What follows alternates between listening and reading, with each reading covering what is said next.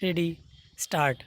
सभापति महोदय, ये शब्द मेरे नहीं हैं बल्कि राष्ट्रपिता के हैं।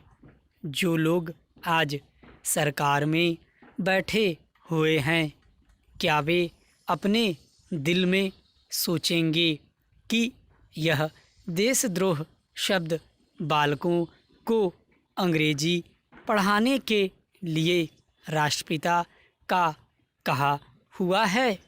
आज 54 वर्ष देश को स्वतंत्र हुए हो गए हैं, लेकिन राष्ट्रपिता की इस बात पर आज तक ध्यान नहीं दिया गया है।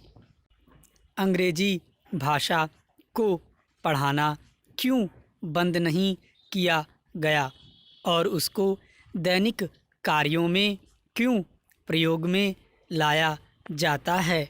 मैं इस बात को कई बार इस सदन में कह चुका हूँ और मैंने इस विधान परिषद की नियमावली में 1 वर्ष पहले एक संशोधन भी रखा था, लेकिन मेरा दुर्भाग्य है कि वह संशोधन वर्ष भर से इस सदन में प्रस्तुत नहीं हो सका।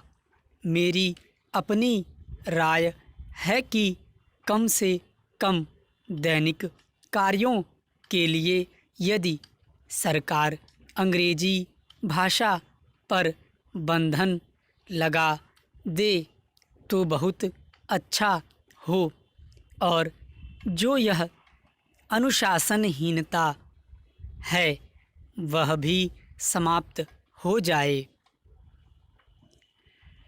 सभापति महोदय, जैसा कि मेरे मित्र ने कहा, लड़कों के माता पिता अंग्रेजी का प्रयोग करते हैं और उनके शिक्षक भी उसका प्रयोग करते हैं।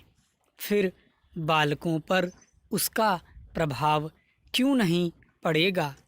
मैं उनसे सहमत हूँ कि बालकों में नकल करने की आदत होती है। जैसा वे अपने बड़ों को करते दिखते हैं, वैसा ही वे करते हैं। अगर हम कोई बुरा काम करेंगे तो उसका प्रभाव बालकों पर अवश्य पड़ेगा। आप देखेंगे कि जिस मनोवृत्ति के माता पिता और शिक्षक होते हैं, उसी प्रकार के बालक भी होते हैं। हम दूसरों को तो परामर्श दे देते हैं, लेकिन स्वयं पर अनुपालन नहीं करते। इसके साथ ही साथ हमको शिक्षा प्रणाली की ओर भी ध्यान देना है।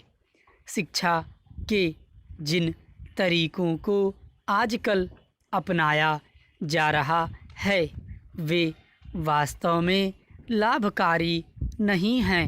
सरकार की ओर से इस प्रकार का आदेश होना चाहिए कि 14 वर्ष तक बालकों को अपनी मातृभाषा में ही शिक्षा दी जाएगी और दैनिक कार्यों में भी अंग्रेजी का प्रयोग नहीं होगा।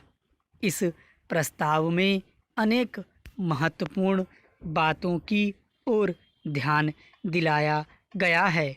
मैं समझता हूँ कि जब माननीय मंत्री जी इस का उत्तर देंगे तो कह देंगे कि हम बहुत सी बातों पर कार्यान्वयन कर रहे हैं, लेकिन मैं समझता हूँ कि उन पर कोई कार्यान्वयन नहीं हो रहा है। स्टॉप।